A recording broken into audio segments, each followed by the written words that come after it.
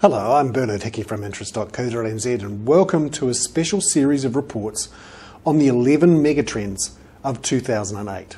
What a year it's been, and every one of these megatrends is like nothing we've seen before. Firstly, the New Zealand dollar. It has fallen from 80 cents US in March to 52 cents in November.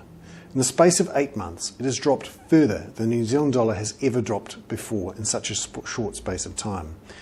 The last time the New Zealand dollar fell this far was in 1995-96, and it took nearly 3 years to do it. This time, 8 months. It really is something else.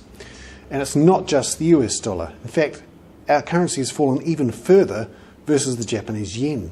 We've gone from 88 Japanese yen in March, so $1 buys 88 Japanese yen, to 49 in November, an even bigger fall. And again, bigger than we've ever seen before. But we haven't fallen against everyone. If you look at the New Zealand dollar against the Australian dollar, it's been actually reasonably steady compared to the rest at least, between about 80 and 85 cents. Now, why has our New Zealand dollar fallen so far, so fast? We need to look at one chart to start with, and this is the chart for the official cash rate and the 90-day bill rate. The New Zealand dollar was so attractive from 2004 to 2008, or early 2008, because our interest rates were high. We were attractive to international investors who were on a global hunt for high yield.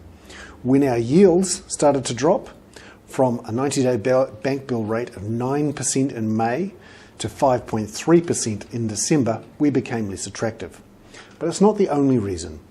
New Zealand is seen as one of a couple of commodity currencies that tends to move with commodity prices. We're often lumped in with the Aussie dollar on that front.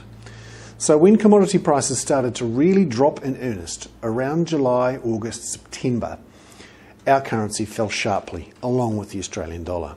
And that does make sense.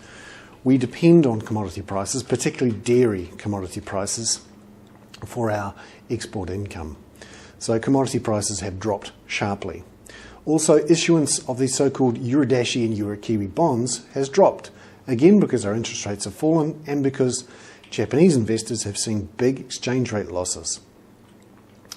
So, what does this mean? Well, it's great for exporters, you'd think.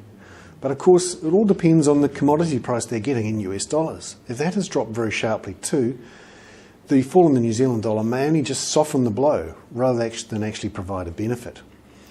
It's also bad for importers, and this is more definite. It's unlikely importers are able to get big drops in the US dollar costs of their imports, although it's worth shopping around, particularly now that China, its factory, is starting to slow down. So it all depends on prices there, but to a lesser extent. The final moral of this story? It's a great year to go on holiday somewhere in New Zealand rather than overseas.